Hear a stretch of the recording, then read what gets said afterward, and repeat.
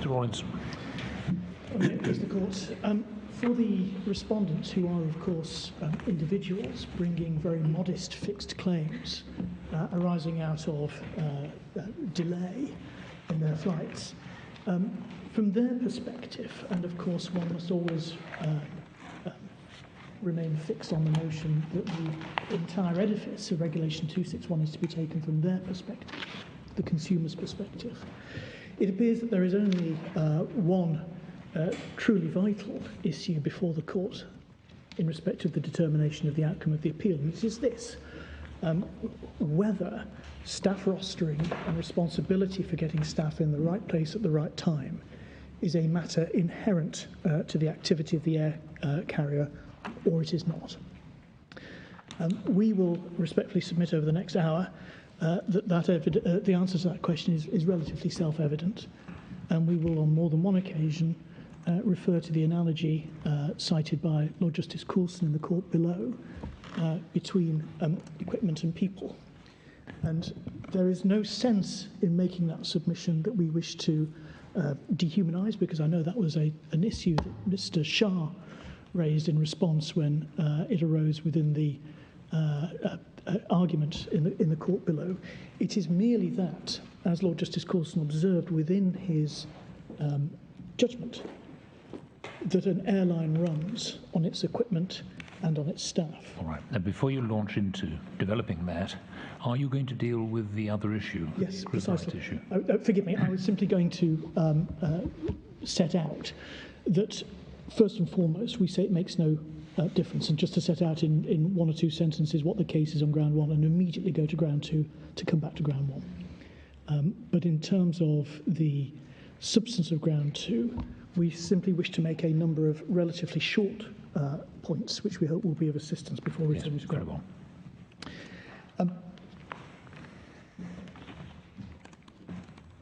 The reason why I started where I did was I was going to say that one of the leitmotifs through these submissions will be the determination of the issue of whether the controlling legal framework here is accrued or retained EU law. Makes no difference, because there is no substantive difference between EU 261, UK 261, amended UK 261. By that I mean the 2019 amended version. Indeed, in one sense, and my friend Mr. Shah has already adverted to this, the case may even be worse for the appellants if the controlling corpus of law is some version of accrued EU law, because on that basis we will respectfully submit that Section 61A of the 2018 Act would not then come into play. Therefore, the supremacy of the Supreme Court would not have been accounted for by way of domestic legislation. And TAP and flight right would remain binding upon this court. Now, we don't suggest that that is in fact the case, but we do say it is a necessary legal concomitant of the principal position adopted by the appellants. Dealing then with ground two immediately, we respectfully submit that the existence and mechanism of translation by which EU 261 entered UK domestic law was via Section 3 of the 2018 Act. And this court will recall that that was the process referred to by and identified by Lord Justice Green below. And for the court's note, those are paragraphs 58 to 59 and 83, Little Roman 2, Little Roman 3 of the judgment. That's page 141 of the key documents bundle. Whether or not there is a nice distinction to be drawn between, on the one hand, the existence and terms of a directly effective EU regulation. And the rights which arise under that EU regulation may in fact also be of no account on the facts of this appeal, because in our respectful submission, the entire remedy that the the respondents are entitled to is contained in a self-sufficient, freestanding way within the regulation itself. So one does not need to, for example, advert to a situation where a putative, directly effective EU regulation says X, Y, and Z, but in order to enforce X, Y, and Z, one must stand outside the regulation and use some freestanding common law process by which those rights are enforced. So, for instance, by analogy, and of course this doesn't apply, the Frankovich type of claim. And I make good that submission, if I may, by respectfully inviting the Court's attention to page 429 of the authorities bundle, which sets out Article 7.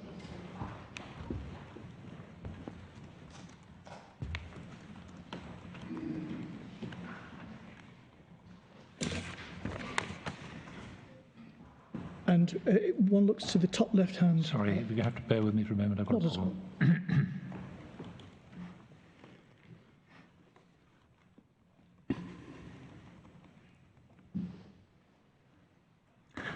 Page 429. Please, my Lord.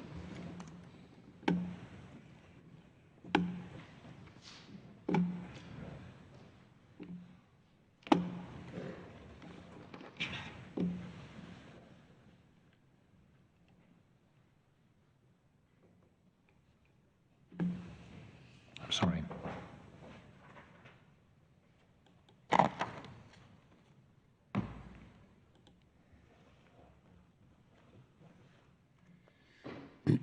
Yes. Article? Article 7, please. Yes. Top left-hand side of the page, or top left-hand quadrant. And my Lord will see there, the Court will see, at 7.1, where reference is made to this article, passengers shall receive compensation amounting to, and one can see there, 3 fixed figures. They have absolutely no bearing upon the individual circumstances of the claimants beyond the purely mechanical, what distance was involved in the flight that gave rise to the delay, which gave rise to the claim. Now, my understanding was that despite what the Court of Appeal appeared to have decided, the order that was made, in this case for compensation to the Liptons, was what? An order in euros or an order in sterling at some conversion rate? Yes, it was an order in euros. We simply consented to that between ourselves as parties. We took the view that nothing really turned on this. So there's no jurisprudential value or analysis to be obtained from the judgment term. It was simply that the court ordered in favour of allowing the appeal, and then we as parties agreed the formulation of the figure. And as I stand here now, I cannot for the life of me recall why it was we did it that way. But there was nothing that was ordered by the court, and it was wholly independent from anything that was determined. And I have a note that it was in sterling. If it was retained law, then the entitlement under the amended regulation would have been in sterling. Yes, it would. Yeah. Yes. Well, that depends on what retained law is. Yeah. Well, yes, my lady, it does. If it was pure EU 261, then it would still be in euros. Yes. If it's as amended scintilla temporis immediately after IPCD, then it comes into the bracket of sterling. But at these sorts of levels, 2 points can be made, and neither of them are intended to be flippant. The difference between the two is close to de minimis, and that people would probably tend towards the sterling in any event, because, of course, what they wouldn't want are the vagaries of the exchange rate between the euro and the pound. It sounds silly in such august circumstances. No, but it is a point, albeit you say it may be a de minimis point, depending on what happens to exchange rates, that would be a difference as to whether what was being applied was the regulation unamended or the regulation as amended. Yes, undoubtedly it is a distinction. The degree to which it makes a difference on these facts is de minimis, but I entirely take the point that there may be other regulatory frameworks which, when they are slotted into the retained EU template, may lead to greater results. And it may well be that issues of retrospectivity then become more important.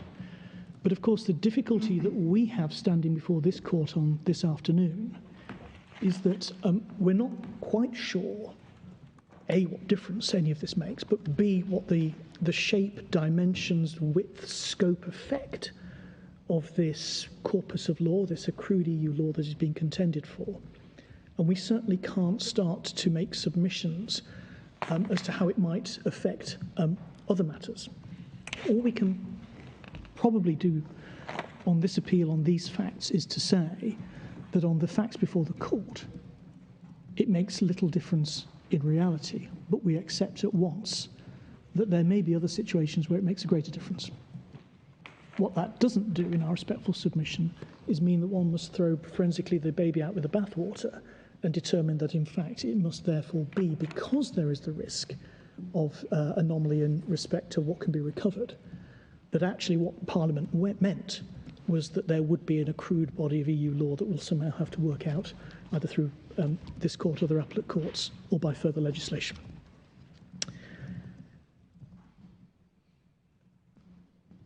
There passed between my Lord Sales... forgive me, I'm so sorry, just before I leave page 429, I was going to direct the court's attention to Article 7.3, something of the flavour of the mechanical, non-tailored, therefore not comparable with damages, individual damages, flavour of the regulation, because it descends into how payment shall be made. We pray thus in aid when we come to consider the high level of consumer protection on ground one, but we just, whilst we're at this document, mention it now, that one can see that this is tramline compensation to be dealt with as smoothly and as quickly as possible, with as little fuss, and dare one say it, with as few references to lawyers as can be got away with, and therefore courts. So this morning, as we understood the passage of arms between my Lord Sales and Mr Shah, the question was asked why it was that others considered it important that there could be either one gateway, Section 4, or another gateway, Section 3, and what the difference was between the two. You know, our respectful submission, really it's a matter of circumstance and the legal framework that exists in any particular situation that comes before the court. And in umbrella interchange, it just happened to be that the underlying rights being relied upon, whereas we understand it, Article 101 of the TFEU, a direct treaty, 101 and 102, which relate to competition law. Whereas here, it happens to be under directly effective EU legislation, Regulation 261, and so therefore it's Section 3. But one of the points that we're going to build to in a few moments is that the 2018 Act is meant to be a comprehensive code. It intends that whatever the source, whether it's Section 2, domestically passed EU-inspired legislation, whether it's Section 3, directly effective EU legislation coming through the conduit, the pipe under Section 2 of the ECA 72, or whether it's the catch-all under Section 4, which includes rights created by the treaties themselves, that they are all funneled into then what one does with them domestically, which we can see under Sections 5 to 8 inclusive. But before we get just there. The next short point that I wanted to raise was this, that whether the translating instrument is Section 3 or Section 4, the operation of those sections is not affected by any part of Section 16 of the Interpretation Act 78, because it is a requirement for the triggering of Section 16 that there has been a repeal within the intention of that Act. And we respectfully submit that the sorts of repeal, the Act, or the framers of the Act had in mind, was where a domestic piece of legislation A builds up, creates a set of legal relationships and consequences, which parties then conduct their relevant business by, and that subsequently legislation B repeals it. That's what Section 16 tends towards. But as has been made clear in Miller, Section 2 was never more than the conduit. Section 2 of the European Communities. Forgive me, I should have said that. Yes, forgive me, my lord. And that the repeal of Section 2 does no more than close the conduit. And the fundamental difficulty for the learned friend's submissions is that he confuses the pipe for the contents.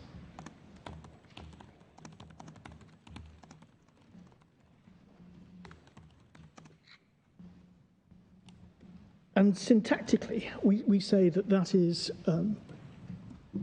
consistent with Section 16, 1b and c, and that's at page 1138 of the electronic bundle. When dealing with retrospectivity, refer to the point where rights and liabilities have been acquired under that enactment. That is the one that has been repealed, but underlined under that enactment. And of course, as this court is aware, because Section 2 is a conduit, no rights, no liabilities have been created under Section 2. They have merely been the vehicle by which the UK Parliament chose to outsource a source of law to the EU and to deliver the effects of that outsourcing back into the UK to create directly effective legislation. But it did give rise to rights which were rights in domestic law. Yes, it did. But it was merely the vehicle by which those rights were delivered. It was not the source of those rights themselves. That is entirely the point of Miller.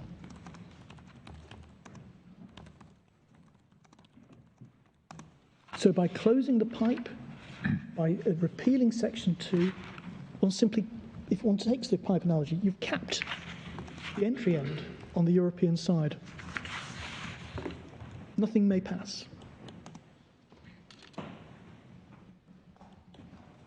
But in no meaningful sense has the law been repealed. But what about the rights that have already passed? Well, and that is... You don't need the conduit any longer if they're vested as rights in domestic law. My lord, I entirely agree, but it may be that I missed the point. The point that I'm seeking to make is that the repeal of Section 2 does not itself trigger Section 16, because Section 2 itself never created rights. The reference again to Section 16, please. 1138, my lord, please. 1138, thank you. Does this turn on the meaning of the word under? Yes. Under that enactment. 16(2). B. Yes. Affect the previous operation of the enactment repealed or anything duly done or suffered under that enactment. Yes. And affect any right, privilege, obligation or liability acquired, accrued or incurred under that enactment.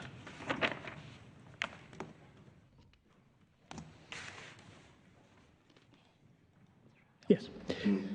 So are you saying that the word under means that there has to be a sort of close nexus or link between the Act and the rights that have been acquired.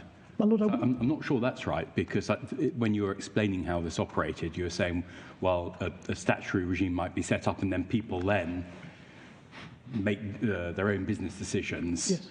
under that Act, yes. which have certain effects. My Lord, I wouldn't put it in terms of nexus. I would put it in this term, that the statutory provision that has been repealed was itself the source of law, or arose directly from the source of law. Whereas Section 2 is merely a messenger. It's an enabler. It is not itself a source of law. Not even for directly applicable instruments? No, not even directly applicable, my lady, no. The analogy that was used in umbrella interchange, and the reference is electronic page 984, paragraph 39.1, would be if Parliament had purported to repeal a piece of directly effective legislation on behalf of, and as if it were, the European Parliament and Commission. My lady, I'm old enough to remember constitutional law lectures where it used to be said that Parliament was sovereign to the extent where it could render it illegal for Frenchmen to smoke on the streets of Paris. It's that sort of thing, if Parliament purported to do, which it never would, that might trigger Section 16, but the mere messenger, the mere conduit, does not trigger Section 16.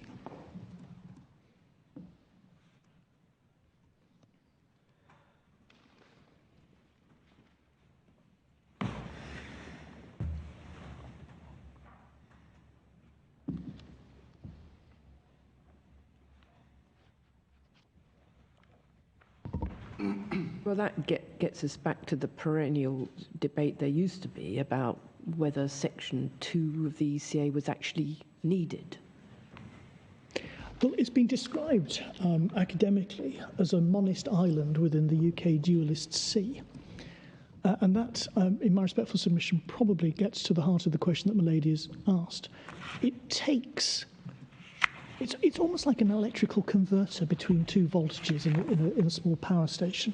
It converts law, which is created by a monist system, and applies it to a dualist system. And it's needed as a adapter, if I can use that electrical analogy. Because otherwise, Parliament would have to ratify everything. Because, of course, all of this arises from international treaties on the international plane between high contracting parties.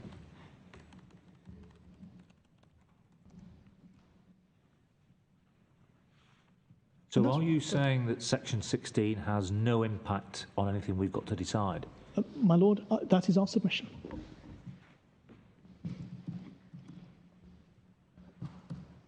And that's because what's repealed is the conduit, and it does not actually repeal Regulation 261. Precisely. Repeal in that sense is perhaps a misleading term. It's a stoppering up. It's a closing down. It isn't the repeal of something which itself has a force of law and is binding with normative effects on individuals carrying out their business activities thereafter.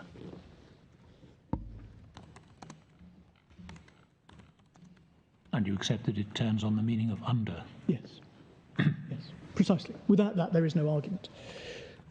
But that would lead to the secondary position, which I approached first of all,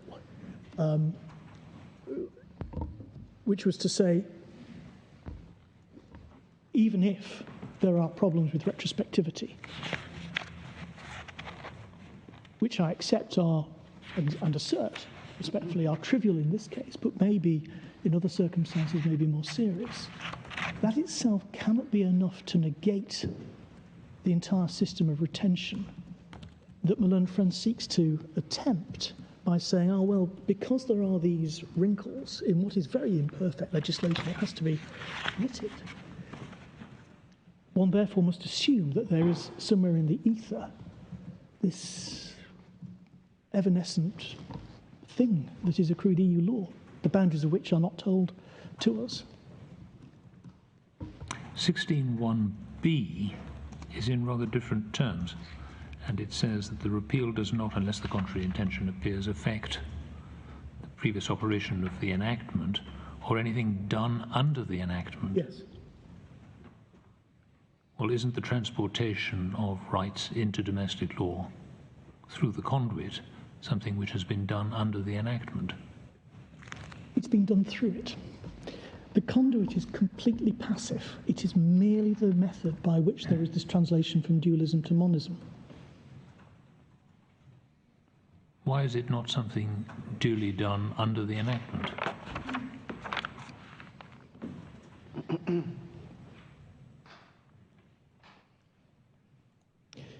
My Lord, I'm struggling to find the right analogy. Under the enactment assumes that the source of law, which it is now said has been taken away and there is a retrospective effect because of it, itself had some normative effect. And this didn't. This was merely the neutral vessel through which the real source of law, the EU, inserts its effect into the UK. So there's nothing active about Section 2. It is merely creating the architecture through which one source of law comes into the UK. And it's simply not enough in our respectful submission to trigger Section 16, because Section 2 doesn't do anything other than create the architecture. It doesn't force anybody to do anything or make anybody refrain from doing something. It has no, as I say, normative effect in that sense. I understand that the substantial content of the rule and the rights arising under it are derived from another source. Yes. But nevertheless, the European Communities Act, Section 2, subsection 1, had the effect of translating that into domestic law rights, as I think you accept. Yes. At the moment, I can't see why that's not something done under the enactment within B. Well, my Lord, I don't believe I can improve the submission by repetition. You have it at its height. Whether that height is very impressive or not. I think what's between us is the difference between under and through. Yes. Can I try it another way to see whether it's any more attractive in argument? Of course, Section 16 requires, unless the contrary intention is proven. Now, hitherto, we might ordinarily, if we were looking at the outlawing the Frenchman smoking in the streets of France, look to the wording of the section and to say, can we find anywhere in its repeal a provision to say that this will not be retrospective? But perhaps that can be achieved in an alternative way by saying, can it be said that Parliament considered, when it removed the conduit, that it was in fact engaging in a repeal that would trigger Section 16? Because if it did, it would probably have done something about that, because it's an important and obvious point as to what happens after IPCD in respect of rights that that did exist before IPCD. And perhaps it's just as effective to argue that the intention of Parliament in removing Section 2 without more is a signal that it did not cross Parliament's collective mind objectively, that there was going to be any triggering of Section 16. So is this point actually the point that's made in paragraph 39(2 at page 984? Yep. But even on the express terms of the 1972 Act, enforceable EU rights were never enacted into the law of the United Kingdom, and therefore it's a logical impossibility that they can have been repealed. Yes, it puts it rather more elegantly than I have, but yes, that is the same point I was driving at. Which paragraph was that? Paragraph 39(2 of umbrella interchange. Thank you. 984.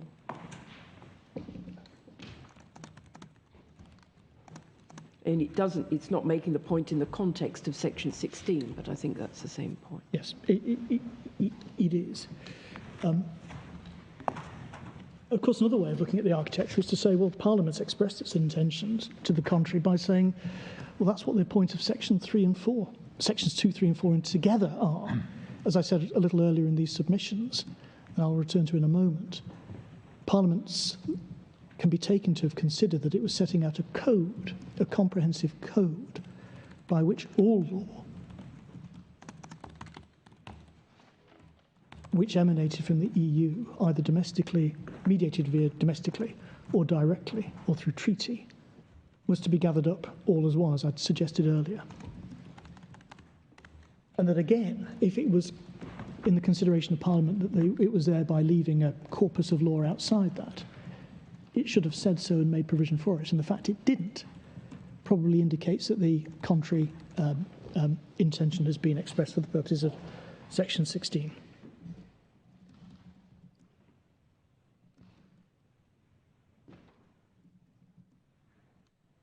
Can I then move on to deal with the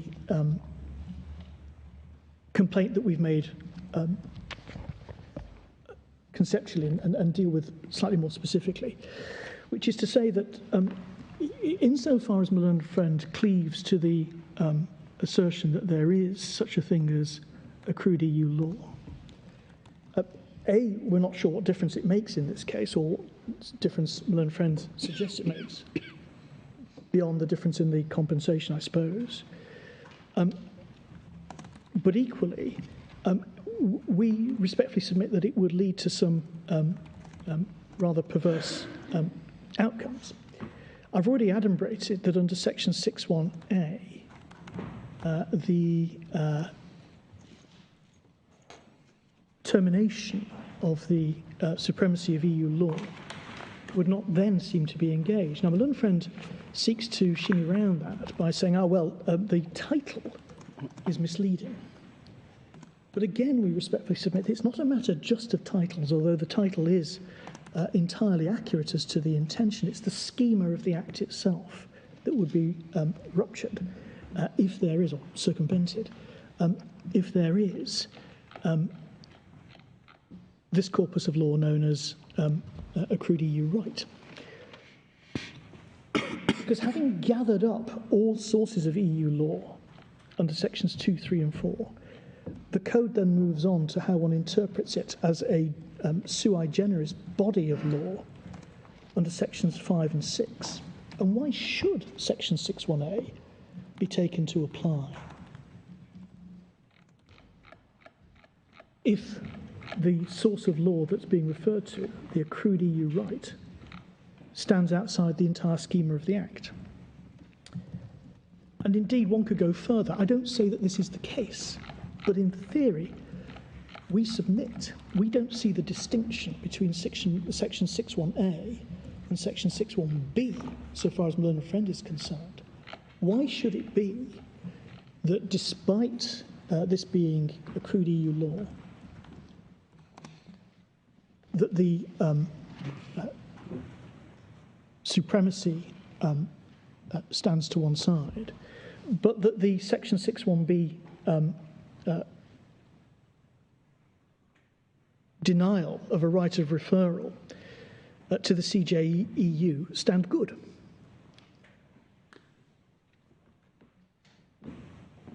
As I say, we don't submit that that is the case. But what we do say is that this is emblematic, that as soon as one starts accepting that there is a body of accrued EU law, one is into a looking-glass world where one is starting to make up the rules to suit. And that can't be the case. But why doesn't 6.1 apply to accrued and retained EU law? Well, my lady, because we say it falls outside the schema of the Act. But why? Because Parliament's intention clearly, via sections 2, 3 and 4, was to gather up all strands of law emanating from the EU.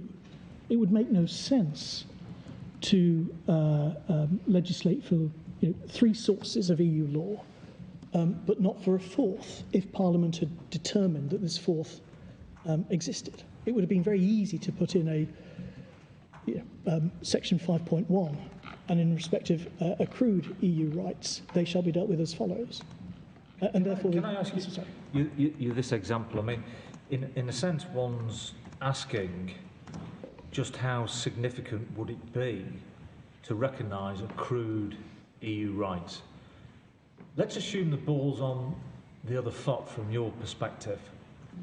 Let's say the amended amended regulation in force in the UK after Brexit was ungenerous to the consumer.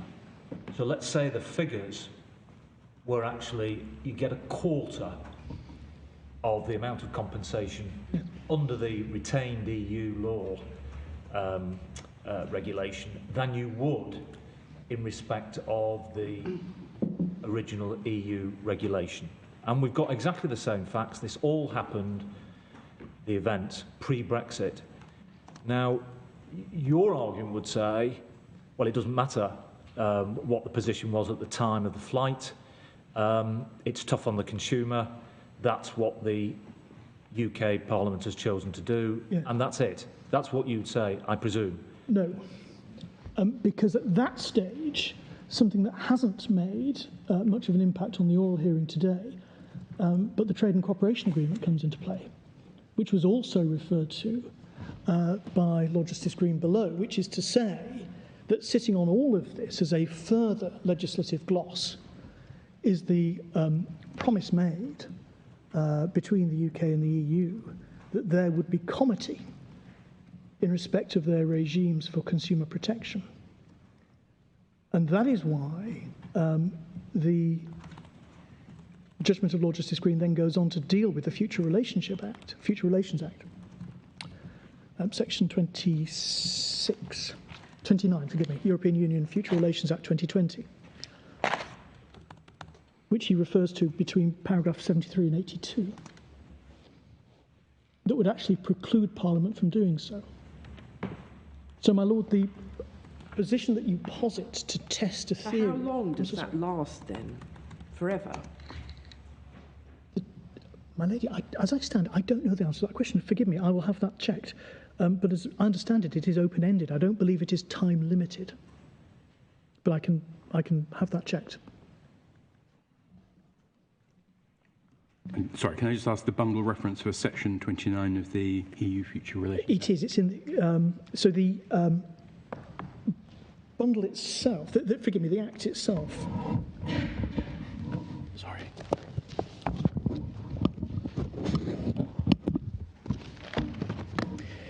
Thank you very much. Is at page 1124. Thank you. Section 29. And I'm just looking to see whether in the citations we have, there's any reference to it being time limited. I don't believe there is, my lady. Sorry.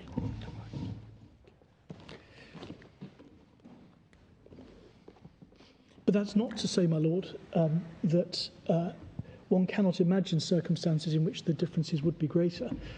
But it's very difficult for us to deal with that in terms of putative situations and a wholly unknown species of law, this accrued EU right. Well, that talks about existing domestic law.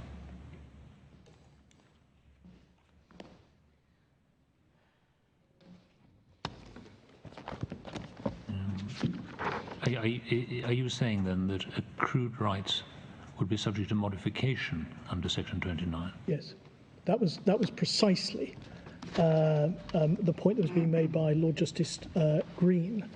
But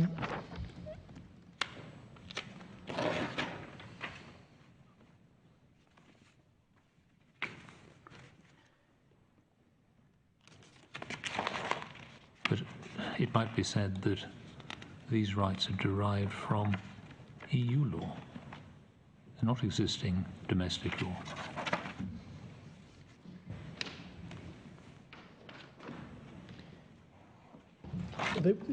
I suppose they would be domestic law after the transformation process that has taken place.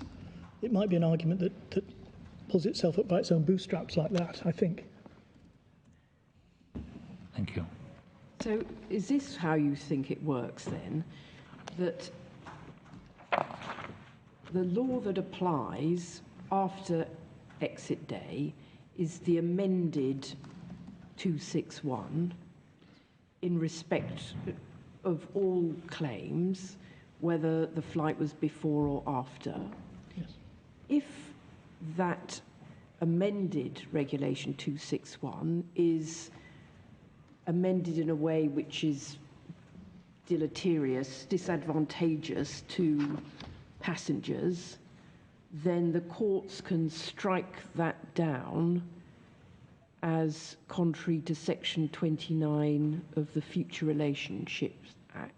Provided the subject matter is one which is covered by the terms of the TCA. Right.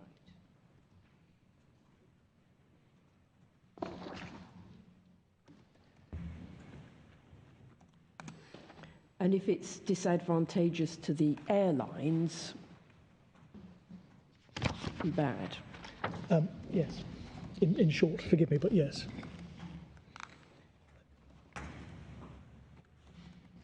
So Sorry, I missed that answer. If it's disadvantageous to the airline, the same. Yes, follows. because the TCA modifies it so Yes. that it provides the same protection as the EU provision. my lady, yes, because I thought you said it was you wouldn't amend it then.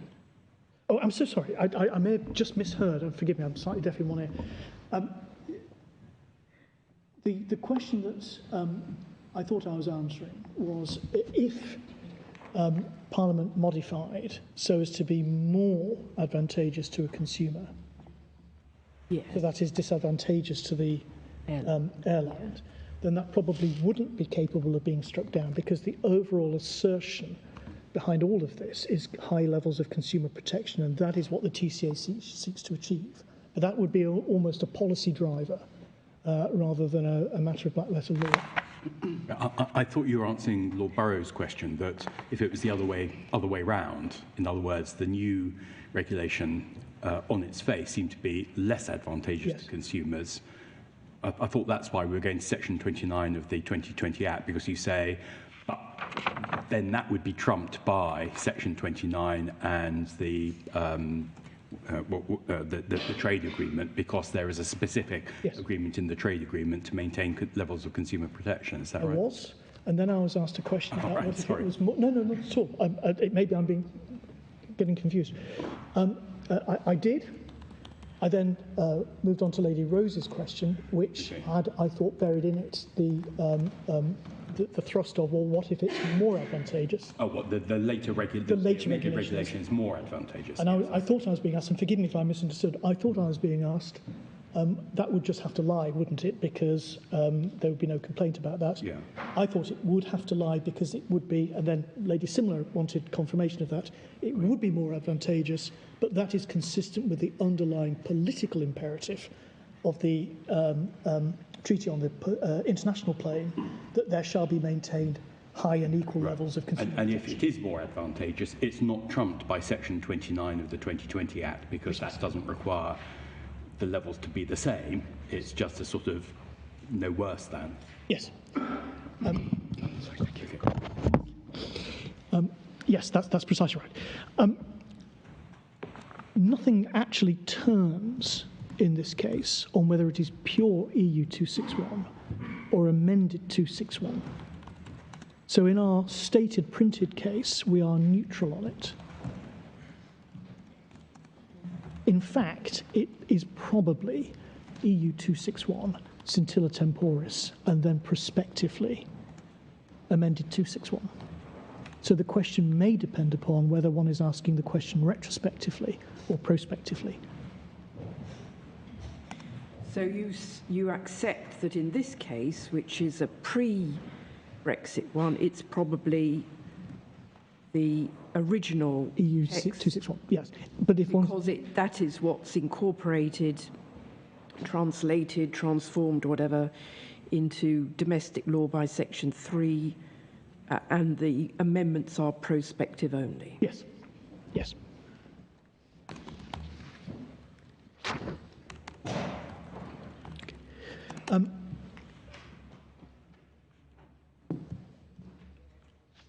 And that believe takes me to the end of that which I wanted to make submissions on in respect. Can I just ask you, we've looked at 6.1, Yes.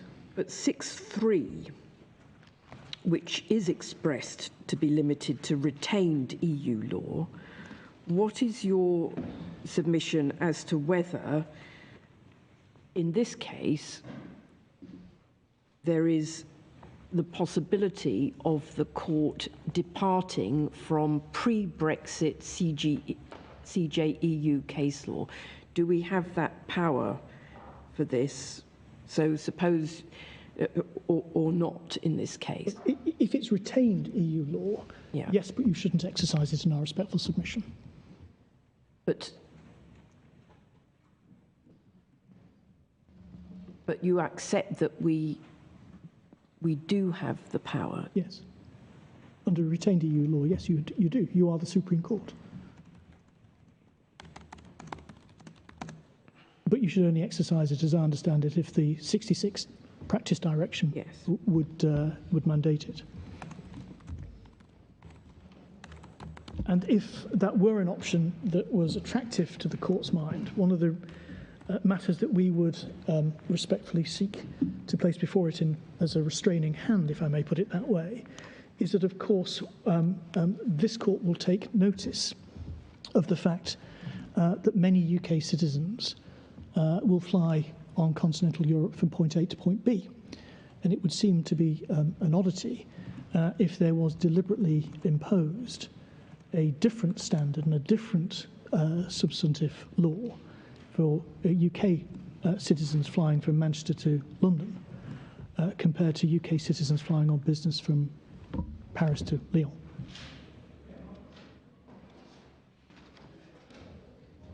So to take an extreme example, that if a pre-Brexit case came, which was a delay case, it would be open to an airline, albeit with limited hope of success, to argue that we should disapply Sturgeon and say that the regulation is limited to cancellation and denied boarding, for instance. Yes, because the Act's intention is to disconnect us from that which requires us to comply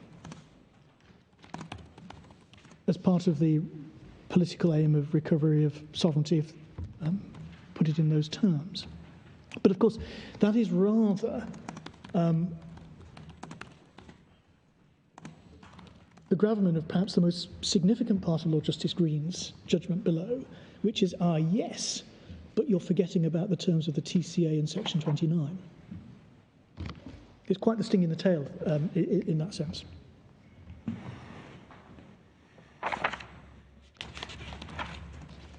I'm very cognizant of time, and I had promised that I wouldn't be beyond 3:10. I may be slightly longer. If I may now turn with utility to the court to ground one. We have the luxury as respondents of having had the benefit of the analysis of the sector regulator, the CAA. We agree with, in large measure, with what they say, insofar as it goes, because, of course, quite properly, they have not descended into the facts of this case, apart from towards the end of their analysis. Still less, and again, equally properly, have they descended into the strengths and weaknesses of the judgment below. What I propose to do, if it assists, is to provide a short distillation of what we believe are the 11 principles that can be taken from the case law, each of which can be presented as a sentence or two. I propose to do so, if it helps, with simply the reference to where I get the principle from, and then to move on, having set out precisely how we put our case, how we analyse the appellant's position, which we will respectfully submit contains a sleight of hand, forensic sleight of hand is all I mean, in that it's been presented as if externality was both directly relevant to inherency and control, and indeed almost determinative of it. And in our respectful submission, that is not the case. So if I may, and I can deal with the core principles in 5 minutes, as we've already said, the overriding purpose is to provide a high level of protection to consumers, and that's contained within the regulation itself. Second principle, its language is to be given its ordinary meaning where possible, and the reference to that is Wallington, para 17. That's page 1116. Derogations, and that includes Article 5.3, the extraordinary circumstances derogation, are to be construed strictly. Again, Wellington, this time, paragraph 17, same page reference. Fourth, otherwise, construction is to be on teleological purposive principles. Authority for that, Sturgeon, paragraph 41 and 42, electronic page 907. Sorry, Sturgeon, paragraph? 41 and 42, my lord, please. Thank you.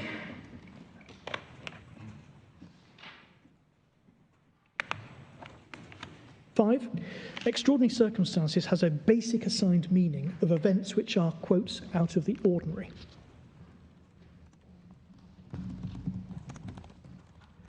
Authority McDonough, the Icelandic volcano case, page 14, 1486, para 29. Sorry, what was the page reference again? Is page 1486, my lord. Sorry, 1486, 86.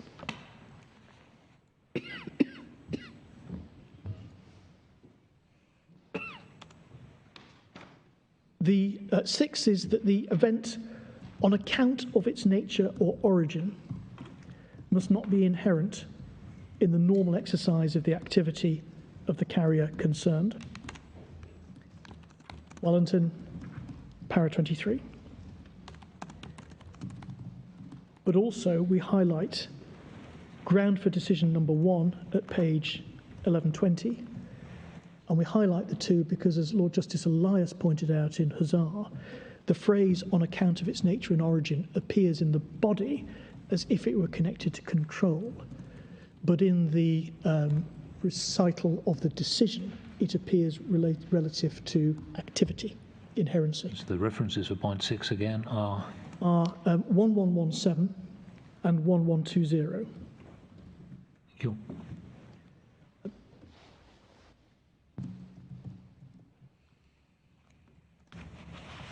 The event must be beyond the actual control of the air operator. Wellington again, same paragraph, 23.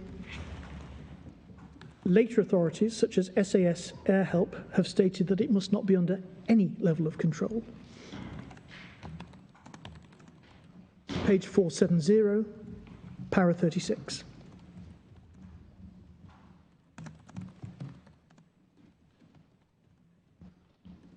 Eight, the limbs are cumulative and both must be passed by the airline if they are to be proven.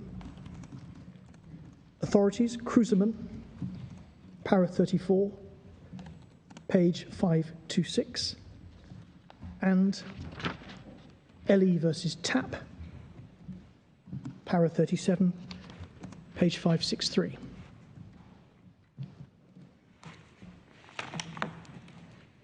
Nine, the tests are to be considered on a case-by-case basis. Air Help, divider 5.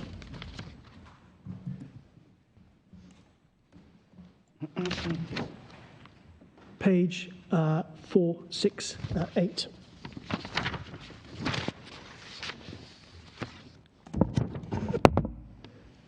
Control, referable to control, is the test of internal, external, and that's important in our respectful submission. It's not directly relevant to inherency. KU and SATA, page 1136, 25 to 26. And I don't take the court then to references to reasonable resources because, as Miller and Friend has accurately said, they don't figure in this case. My Lords, on top of that, we make one observation, and it's this, that the language used by the CJEU or the ECJ is not always consistent across similar cases. And anyone seeking to derive underlying reasons for whether or not extraordinary circumstances have been proven in any individual case is often left to draw their conclusions rather inductively. And so it is not, as common lawyers would be expecting to see in a judgment, something that is the subject of close argument. And my Lords know that, of course, our cases that staffing and staff issues are inherent. The approach of the appellants of greatest importance is contained in paragraphs 48 to 49 of their case. And it does several things.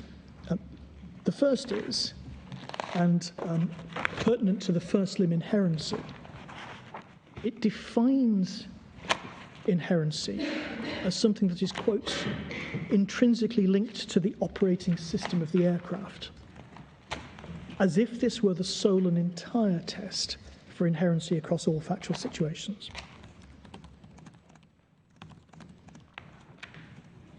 Second, under the guise of observing that the test set out in Wallington has been developed over time, and in the case law, particularly after IPCD, it seeks to argue that the development is the introduction of the internal-external dichotomy.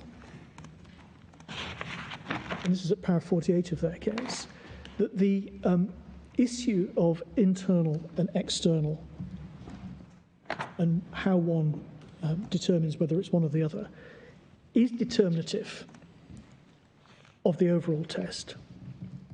And then finally, it completes the sleight of hand at paragraph 49.2 by saying that external or externality is determinative of inherency.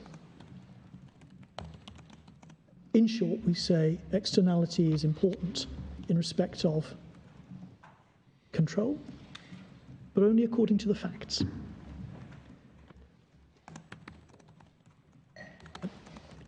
In our respectful submission, the CAA analysis here is an attractive one. I'll leave my learned friend to speak to it in detail, of course, but effectively, the burden of the first part of their analysis is that the Wallington test remains the guiding test. That is, the test is for inherency in the normal exercise of the activity of the air carrier concerned. The operating system test has been used in respect of inherency, but it tends to be where the factual underpinning of the claim for compensation arises from mechanical breakdown. And one can see the sense of the position that's being taken by the CAA. It makes sense to talk about something that is part of the operating system of the aircraft if one is talking about a widget necessary for flight.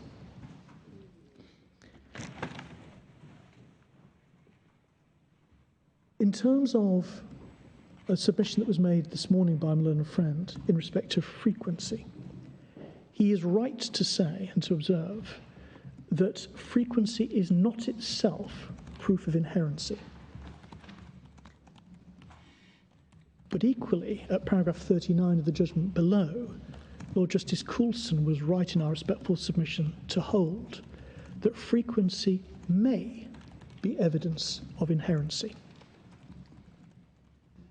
Not least because, as we started at the second of the rules, extraordinary means out of the ordinary. And something that is not out of the ordinary is likely to be inherent, although one cannot simply equate the two. The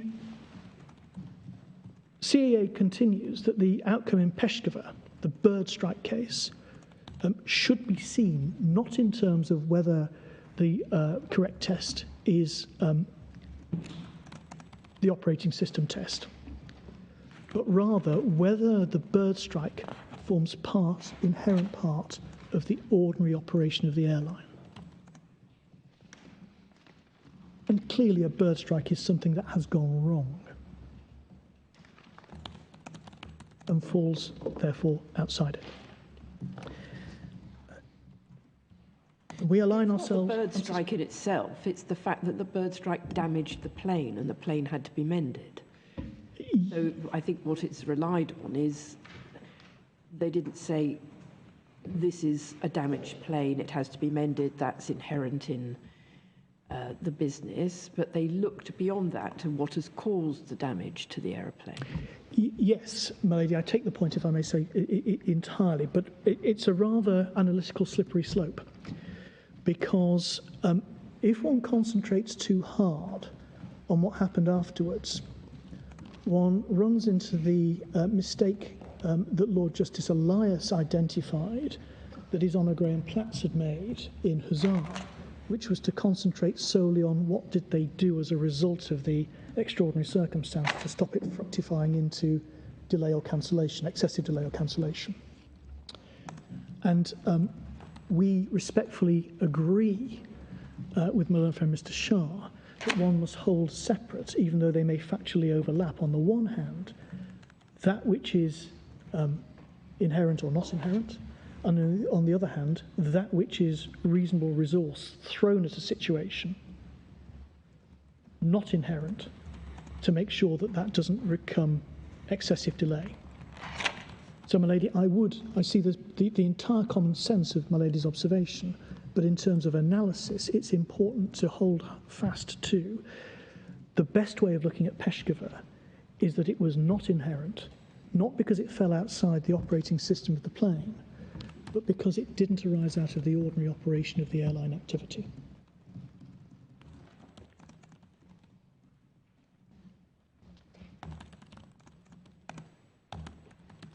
And of course, the CAA's analysis leads to our hearty agreement, because of course the analogy then with staff absence becomes a very strong one, because of course staff absence is absolutely inherent in the running of the airline. It's very difficult to see how it could not be.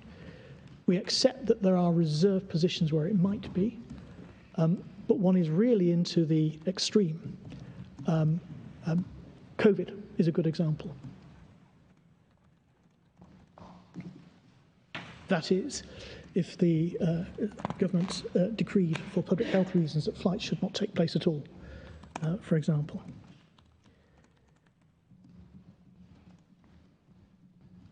The other sound analogy raised below, and that we respectfully urge upon the course, is the strike case of Cruiserman.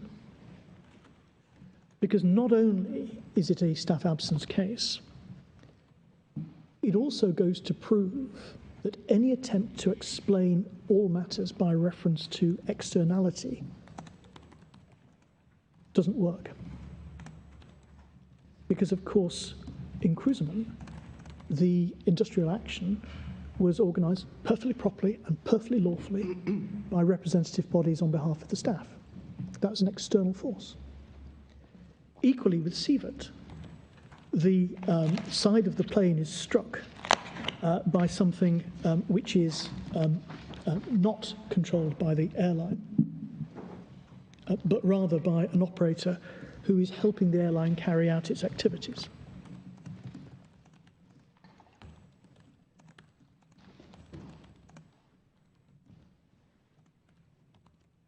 And from here we move to a short submission in respect of the forensic depth to which one starts to carry out the investigation of the cause, which is really at the heart of learned from Mr. Shah's submissions, that it's not enough to say that a staff member is absent, you need to know why.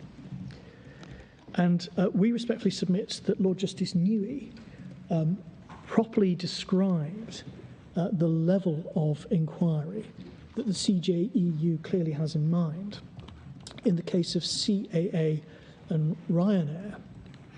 And for speed, if I may just direct the court to the reference, and then I can just read it out It's at page 204.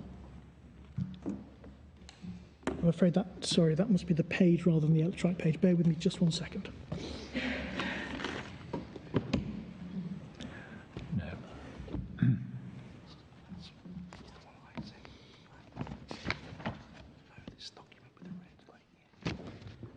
Case is at 488, but where do you... Thank you very much indeed. It's 495 is the electronic page. Bottom left-hand side. And here he is referring to the decision of the judge below, but clearly with approbation. And just at the bottom of that column, he says this, that when referring to how the CJEU approaches extraordinary circumstances, quotes, "It is a high-level conceptual test necessitating a fairly cursory fact-finding exercise in relation to whether or not the circumstances are inherent or external to the carrier. Once that is established, the test for liability is not fault but activity-based. The question is whether the occurrence was an inherent or part of the normal activities of the carrier, as opposed to not part of but external to the normal activities of the carrier." Now, we don't agree with that second part particularly, but we do in respect of the high-level inquiry. And that is entirely consistent with a system that permits compensation when a part fails, even though there has been a proper system of inspection, even though it was not foreseeable and there has been no fault on behalf of the air operator. And it is perhaps of importance that in no CJEU decision relating to aircraft parts has there been any consideration of whether the part was produced by a subcontractor or whether it was by a third-party provider in some other sense, or whether it was inherent when the plane was purchased, because it just isn't that sort of inquiry. And that leads very quickly to the issue of how one looks at the operation of the test that Malone and Friends suggests in practice in illness cases. Because, of course, illness cases, in that sense, take on the colour of personal injury claims. Not in the aspect of the claimant, but in the aspect of the pilot. Lady Rose has already made the observation that there are circumstances where the pilot has privacy rights.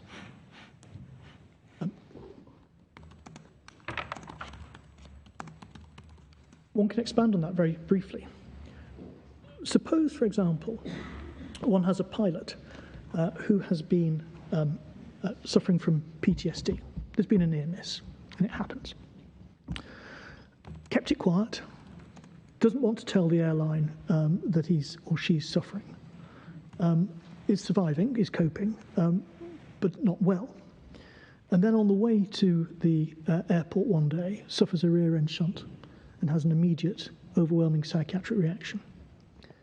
One can see that not just privacy matters here, because the chances of the pilot yielding up the medical records so that somebody can claim £250 is nil. But causation. The underlying susceptibility arises out of what happened to him as a pilot. The actual index accident that leads to the loss and the delay is nothing to do with the airline. Well, is the test material contribution? Is it but for? Is it supposed that the small claims court, which the Lord Justices below were unanimous, should be dealing with these things on the paper, to have a complex legal and factual submission and determination? And the point is, of course, absurd. And it does not assist my learned friend to say, yes, but we can deal with this summarily, because the information that is provided is summary. In the appendix bundle at page 270 is the document that was provided by the airline in this case. Thank you.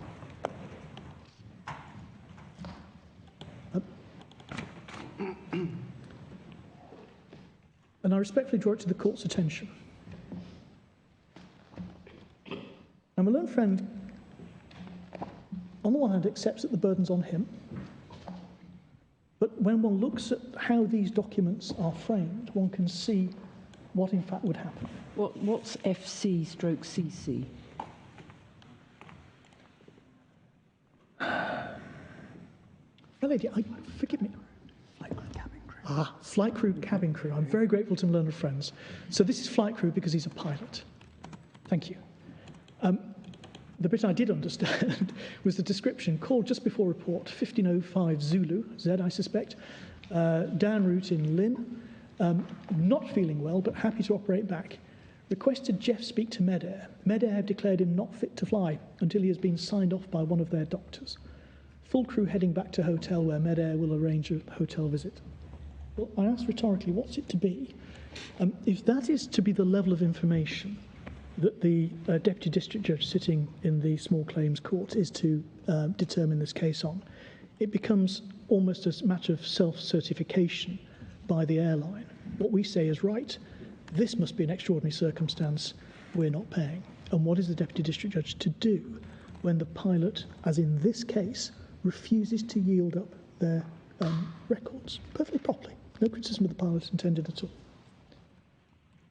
Or is it to be an in-depth investigation, witness statements, disclosure, the full trial process in a small claims process for £250 or the equivalent thereof, in a process that is supposed to be streamlined, automatic, for the provision of high levels of consumer protection, and without the use of lawyers or taking up precious court resource? Learned friend can have one or the other, but he can't have both, and that's what he's seeking to do. In fact, he may not have been ill at all. Medair may have gone to the hotel and found he was perfectly fine. Yes, I have a confession to make, my lady. The prawn sandwich that finds its way into the judgment of the Court of Appeal was in fact a forensic flight of fancy from me, and it seems to have taken on a slight life of its own, and I felt guilty until I had the opportunity to make it clear that in fact there was no evidence as to precisely what... Prawns have been unfairly maligned. Yes. It's worse than that. Mr. Shah, bless him, had to deal with a similar flight of fancy from Lord Justice Green, where he went through a series of increasingly inedible products that he might have eaten on the Monday, the Tuesday, the Wednesday, to lead to what we shall call an adverse health result. It was... all of it was, I'm afraid, just simply testing the strengths of the underlying arguments. But the point is a serious one. We don't really know what happened here.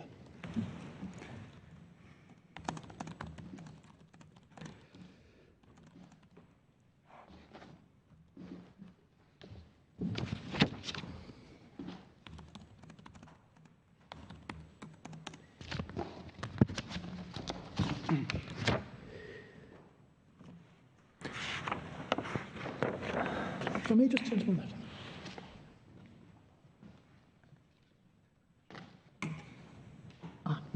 Right.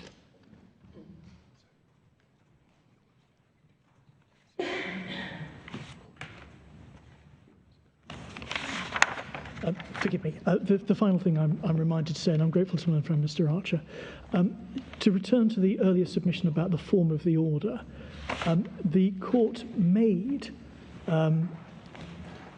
the order in euros that was then converted to sterling, and one can see the form of the order under page 124 of the call bundle, and it's applied UK 261.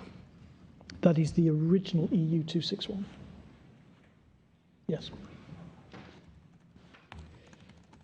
I've slightly trespassed by 10 minutes above where I said I was going to be. Unless I can help the court further, those are my submissions. Thank you very much. I'm blushing. Grateful, Mr. Rawlinson. Mr. Dehaan. Ladies, one can speculate whether the prawn sandwich that found its way into the digestive system of the pilot will achieve the same status in legal mythology as the snail in the bottle of ginger beer that It may have found its way into the history books. Did not enter the claimant's digestive system in Donoghue and Stevenson. One lives in hope, possibly. My Lords, can I, not hopefully to repeat what my learned friend has said, but can I perhaps start by inviting the court to look at some of the, what we would say are the important interpretative steers that are given by the regulation itself. So if I could invite the court to go to page 525 and to examine a couple of the recitals in a little more detail, because they 525? 525, Lord, yes. 525. No, it doesn't work for me, I'm afraid. Cruiseman. 445. 445, I'm sorry. 425. It's 425. 425, yes. Thank you. I beg your pardon. So that's the EU version of Yeah, the Lord, regulation. it's... and it's perhaps important to note that this was intended, this particular regulation, to both bolster and extend passenger rights that had accrued under other legislation. And one of the, if one goes to recital 3, one of the things that exercised the mind of initially the Commission was the fact that basically there were too many cancelled flights, too many delayed flights, and too many people being denied boarding. And so the object of this was, I suppose one could say, to make life difficult within limits for air carriers. And it set the barriers that they had to overcome, the hurdles, pretty high, because in terms of extraordinary circumstances, as the case developed, they had to satisfy the test of inherency. If they didn't, or if they overcame the test of inherency, then they had to go on to consider the question of control. And even then, even if extraordinary circumstances were found, they nonetheless had to go on and consider whether all reasonable precautions, all reasonable measures had been taken to either avoid or to mitigate the circumstances of the occurrence. So all of that indicates that a very narrow construction of the exception that's provided in Article 5.3 should be given. Lord, the second point one would make is that the court should not adopt a construction that deprives the compensatory regime that the regulation prescribes of its practical effect. Because, as my learned friend has rightly said, this provides relatively small sums by way of compensation, up to €600, but in circumstances where the procedure, certainly as far as the United Kingdom is concerned, is meant to be a summary one. It is not meant to be beset with the sort of arguments that one has heard relating to, well, where did the pilot eat the sandwich, at what stage did the symptoms materialise? Because all of those considerations are inimical to the summary disposal of applications or claims for compensation that the regulation envisages. So when courts have adopted terms like over-refined analysis, too granular an analysis, these are really geared to deterring that kind of argument in order to ensure that people are not discouraged from making claims for compensation. Because if this goes into the small claims track, for example, then time limits apply, no expert witnesses, no costs. The moment one gets into an unduly granular argument, then of course cases are taken out of the small claims track, go into the fast track, costs start to bite, and very, very soon the costs would, without doubt, greatly exceed, and the time involved greatly exceed, any amount of compensation that should be awarded.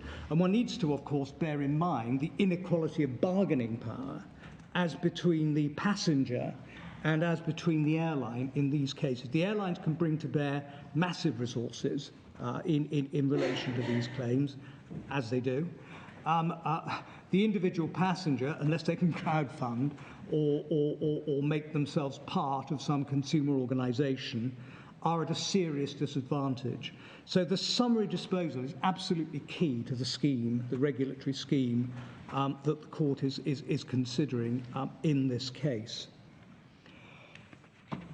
Can I also perhaps say that in relation to the development of the test for extraordinary circumstances, my learned friend Mr. Shah rightly pointed out that when the regulation was originally proposed by the Commission, the term used was force majeure, and it was obviously considered that that was too narrow a concept. Extraordinary circumstances would encompass such matters as earthquake, tsunami, things that, if one draws an analogy with carriage of goods by sea, would be termed acts of God. Those are natural occurrences that no one can control, very, very difficult to foresee. Then one comes to force majeure itself. Force majeure would encompass man-made impediments to the performance of a contract of carriage. For example, war, civil unrest, general strikes even, matters of that sort. So one would concede, obviously, that the concept of extraordinary circumstances is somewhat wider than that.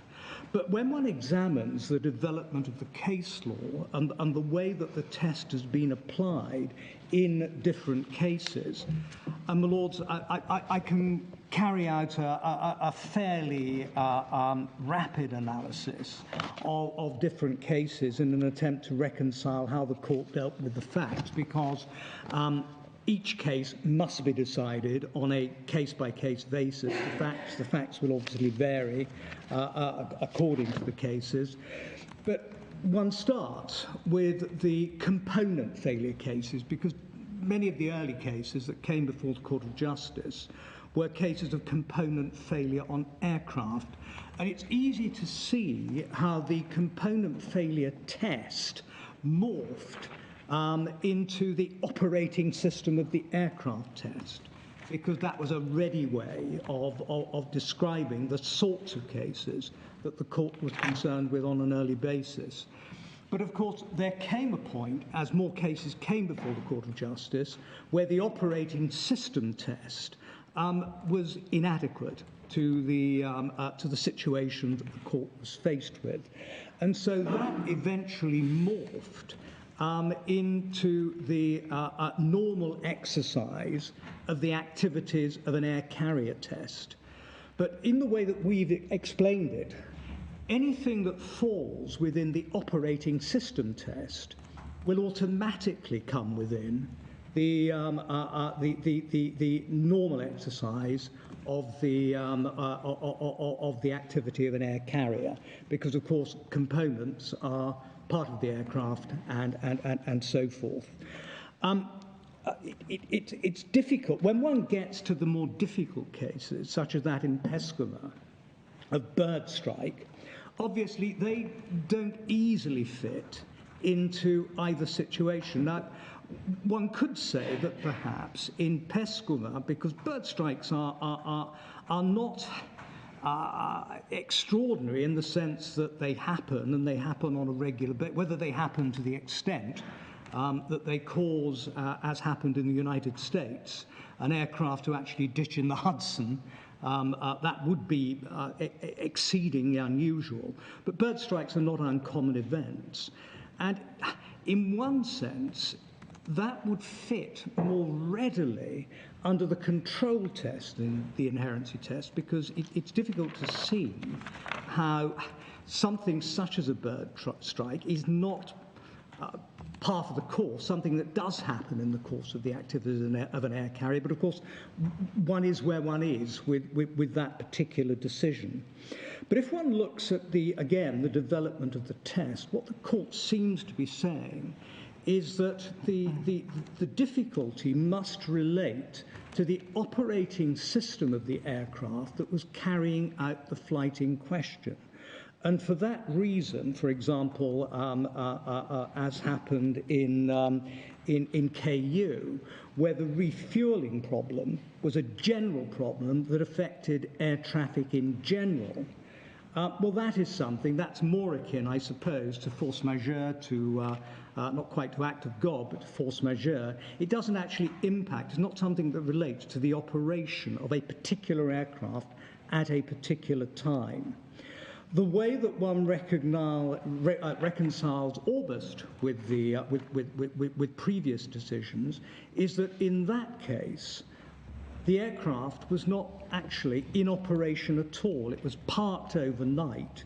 So one could say in that case that the security of the aircraft was at that point not the responsibility of the operating air carrier. It was effectively the responsibility of the airport.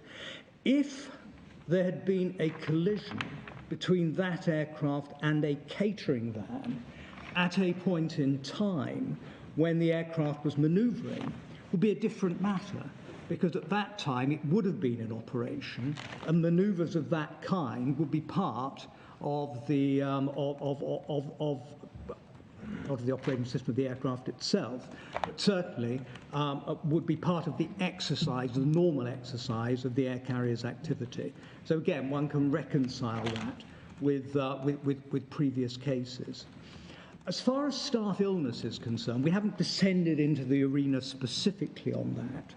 But of course, one way of examining it would be to adopt the analogy that Lord Justice Coulson adopted in the court below, to say that both aircrew and cabin crew are essential aspects of the operating system of the aircraft. It's not stretching the meaning of those terms to regard them as such, because without aircrew and cabin crew, the aircraft can't function. And of course, cabin crew, it's not just a question of serving drinks to passengers. They're essential to the safety of the aircraft. And if one doesn't have the requisite number of cabin crew available, then the aircraft can't fly, because the passengers, in the event of couldn't be evacuated, and so forth. The other important point that we would respectfully ask the court to bear in mind, and is correct in our respectful submission, is that everything must be looked at from the standpoint of the passenger themselves.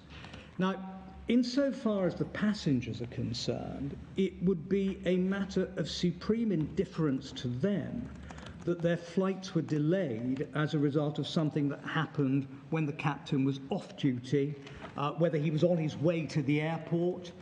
And again, the granularity of that analysis would mean that one would possibly have to call experts to determine when an infection took place, if it was a normal illness as opposed to something caused by the ingestion of a prawn sandwich or a snail in a bottle of ginger beer or whatever. It would be very, very difficult in those circumstances to determine precisely when the event happened. Let's take, perhaps, if the court would indulge me, the example of an illness, flu. How could one establish precisely at what point a person became infected with flu? Did it happen at a point when the captain was previously on duty, bearing in mind the uncertainty of incubation periods? Did it happen while he was at home? Did it happen, well, it couldn't happen on the way to the airport, but at what point it happened would be basically indeterminate. One wouldn't be able to determine it in any event. But insofar as the circumstances of this case are concerned, suppose it was an accident, and one could posit this scenario for the court's consideration. Suppose the captain was off duty, but since this happened at Linate, one of the Milan airports, suppose the crew had been housed in a hotel overnight because they were on a layover from a previous flight and they were due to fly out the following morning. The airline arranges transport for them from the airport or from the hotel to the airport. On the way, the bus is either involved in an accident or breaks down, and the crew don't get there, and the flight has to be cancelled. Now, they're not on duty in the sense that they're on their way to work, but that would surely be inherent in the exercise of the normal activities of an air carrier. And it wouldn't matter at all that responsibility was subcontracted to a bus company or whatever. Why would it make a difference if, after the bus broke down, the crew and the captain hailed a minibus, hailed a taxi, and arranged their own transport to the airport, and that was involved in an accident? Again, matter of supreme indifference to the passengers, how it happened, when it happened. Their flight had been delayed. It was because the airline could not deliver the crew or not provide the crew at the relevant time in order to enable the flight to depart on time. All of those issues, in my respectful submission, militate against the arguments that Mr. Shah has made.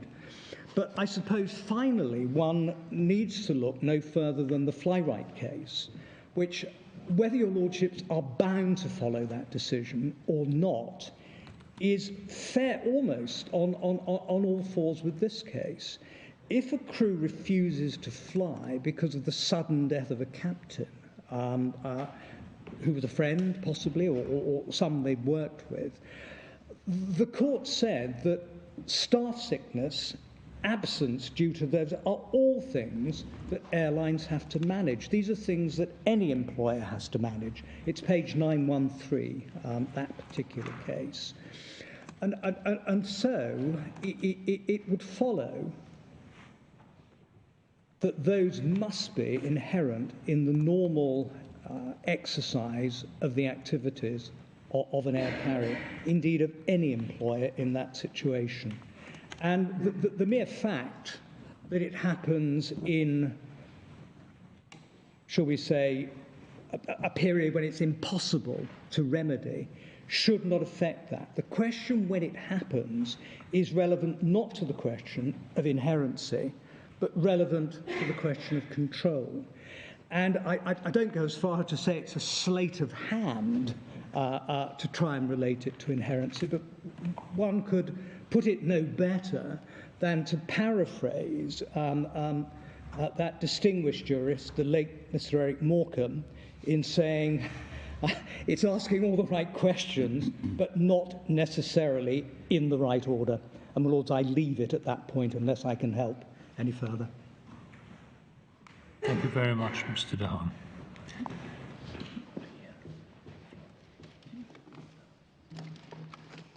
Give him 5 minutes, I think.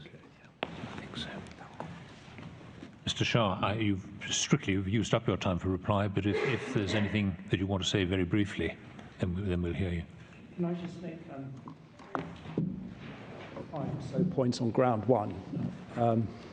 Thank you. The first point is that when you're looking at the test for out of ordinary and the language used, that word takes its meaning from the inherency limb. So whether the event identified and its source is inherent to the exercise of the normal activity of the air carrier. And you provide support, you find support from that in the Hussar case per Lord Justice Elias, paragraph 37, page 551.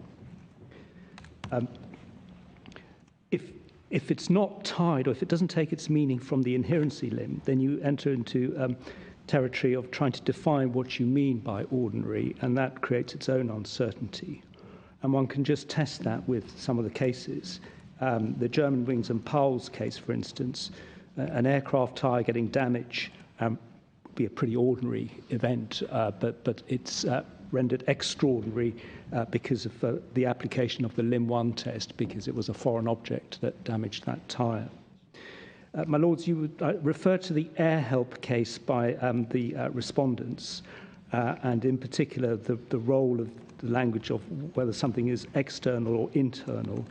Can I just invite your Lordships to look at paragraphs 30 through to 40, and that's at pages 469 to 470, because that in our submission, a fair reading of those passages would show that that's being internal and external as a distinction is being provided in relation to the inherency limb as well as control.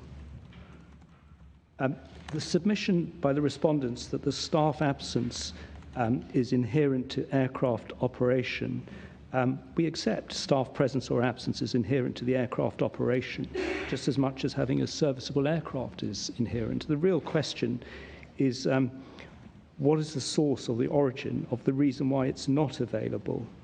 That stems from Wallentine, which every court has followed.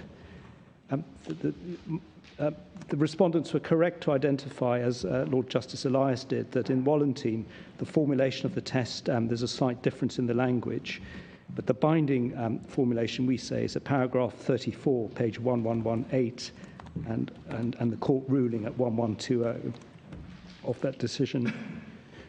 So far as the granularity point that's being made, I think this court has to stand back and see that in this case there hasn't been any difficulty of dealing with the pilot sickness, and the extent of the evidence does take its shape from the nature of the summary proceedings.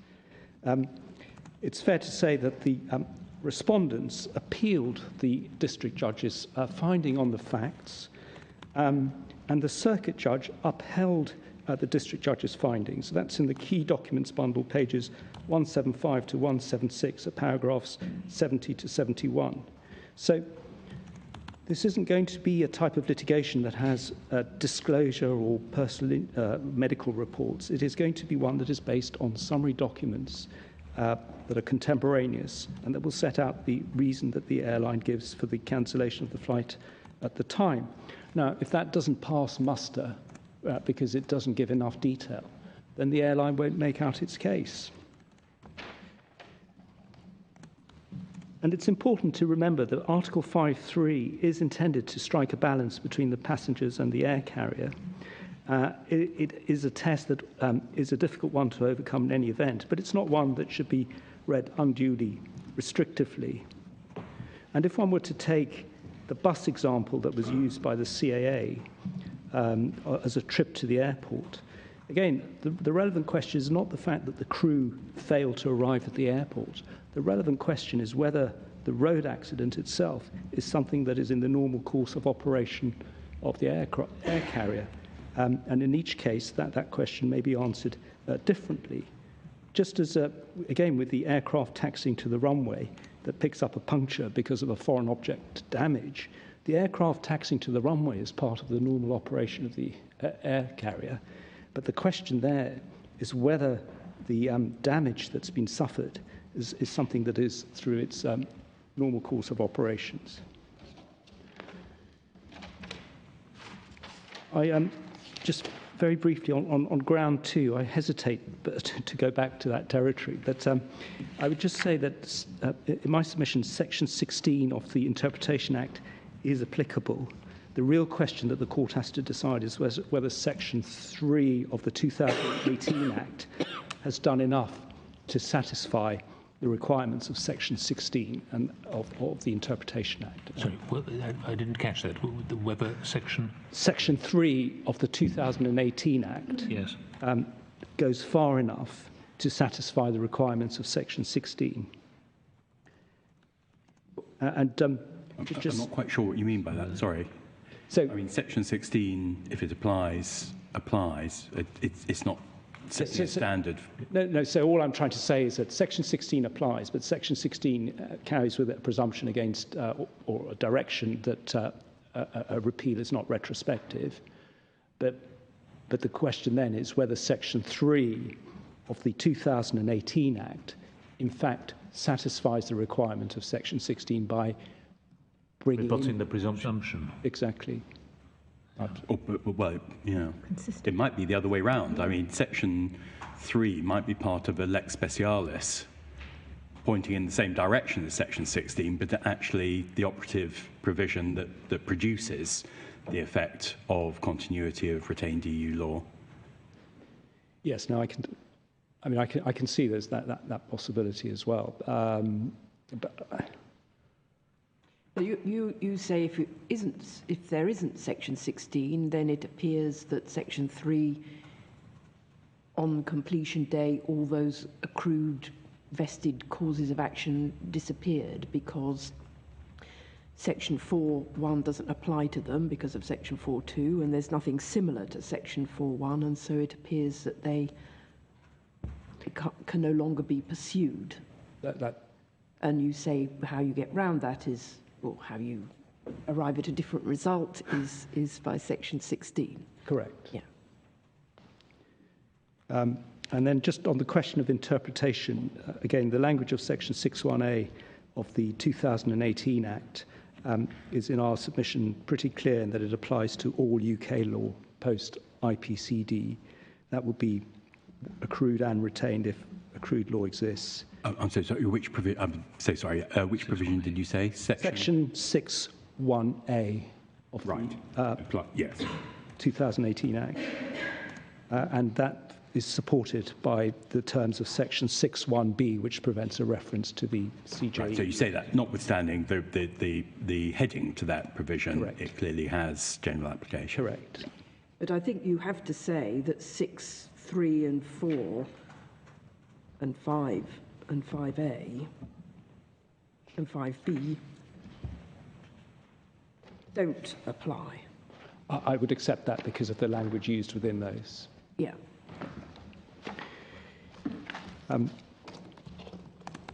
Unless I can assist your Lord and Ladyships, that's all I really want to say by way of reply. Thank you, Mr. Shah. We're grateful. We're grateful to all the counsel in the case for very helpful submissions in this deeply interesting matter. We're also grateful to those sitting behind you who've done a great job of preparing the bundles for the hearing. We're very grateful for that and for the written submissions and the written cases. Particularly grateful to the Civil Aviation Authority for its intervention. We will take time to consider our judgment and deliver judgment in due course. Thank you all very much indeed. The court is now adjourned.